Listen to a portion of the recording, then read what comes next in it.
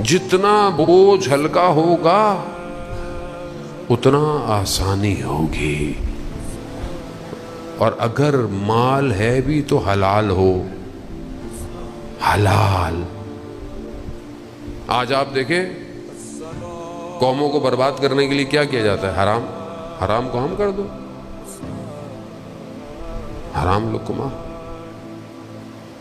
آج ہم قرآن پڑھتے ہیں، آج قرآن پہ عمل کرتے ہیں،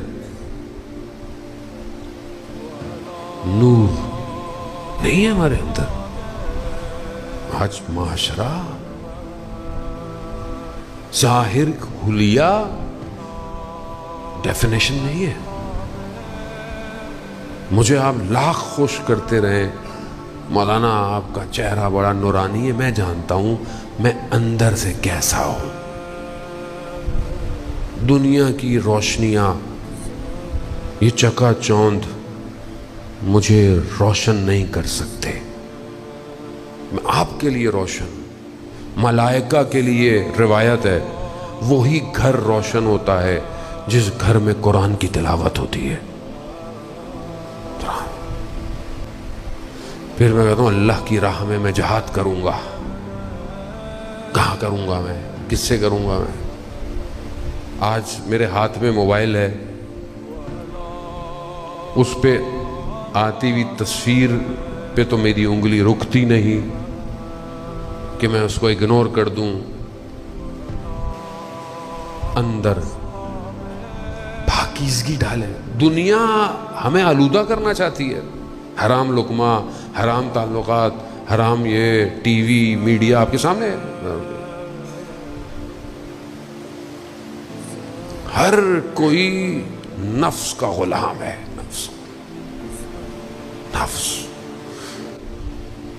اگر آج آپ اپنی زبان پہ قابو پا سکتے ہیں، اپنی نگاہوں پہ، اس پہ، تو آپ پہنچیں۔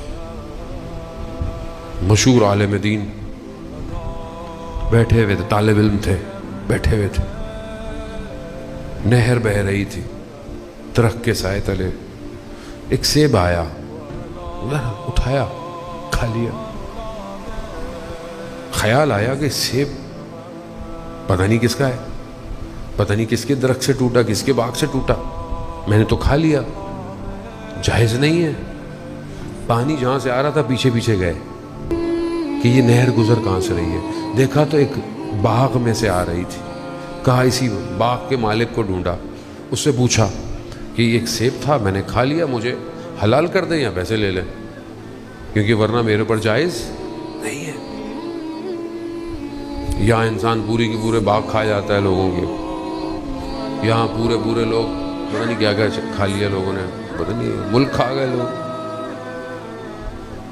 وہ شخص جس کا باغ تھا اس نے دیکھا کہ یہ اتنا پاکیزہ جوان ہے جو ایک سیب کے لیے اتنا چل کے آیا ہے، تو اس نے اس سے کہا کہ میں ایک شرط پہ حلال کروں گا۔ کہا میری بیٹی ہے ایک جو نابینا ہے، جو بہری ہے، جو گنگی ہے، اس سے شادی کرو گے تو میں حلال کروں گا۔ اب اس طالب علم کے لیے قیامت ہدف تھا زندگی کا، دنیا نہیں۔ اس نے بولا ہاں میں کروں گا۔ جب شادی ہو گئی، سب ہو گئی، جیسی کمرے میں گئے خاتون نے سلام کیا، جیسی سلام کیا وہ والد بھی آ گئے۔ کہا آپ تو کہہ رہے تھے کہ یہ نابینا ہے۔ کہا ہاں، اس نے اپنی پوری زندگی میں کسی نامحرم کو نہیں دیکھا۔ کہا یہ بہری ہے، سنتی نہیں، ہاں اس نے کبھی کسی نامحرم کی آواز۔ کہا گونگی بول نہیں، اس نے کبھی کسی نامحرم سے گفتگو۔ اللہ اکبر۔ ایسے ہی پھر اولاد میں سے عالم ایسے پیدا ہوتے ہیں عزیزان محترم، اسٹرکچر باطن پاک۔ میں آپ کو نہیں، خدا نہ خواستہ اپنے آپ آلودہ ہوں، میں بہت آلودہ ہوں۔ صبح شام نگاہیں گناہ کر رہی، نہ چاہتے ہوئے، نہ چاہتے ہوئے۔ رسول خدا کیا فرماتے ہیں کہ کسی خاتون کے پیچھے مت چلو،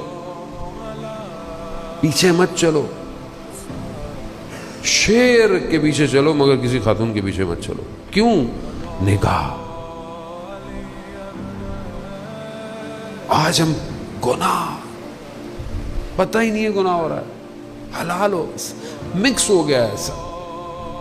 یہی تو وہ زمانہ ہے جس کے لیے رسول خدا کی حدیث تھی۔ اپنے اصحاب کو کہا کہ ایسا زمانہ آئے گا ایک نیکی کرنا اصحاب کے 50 نیکیوں کے برابر تھا۔ کہا کیوں؟ کہا ایک نیکی کرنا ایسا ہوگا جیسے ہاتھ پہ انگارہ رکھنا۔ یہی زمانہ ہے وہ۔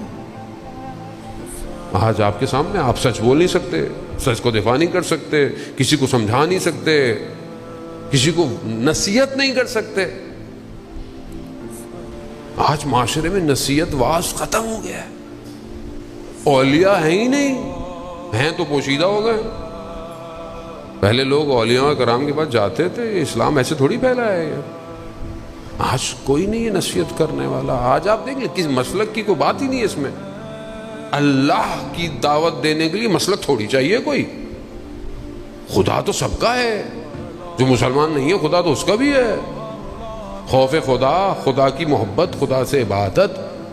خدا خود حدیث قدسی میں کہتا ہے کہ اے بنی آدم، میں نے پوری کائنات کو تمہارے لیے خلق کیا ہے اور تمہیں میں نے اپنے لیے خلق کیا ہے۔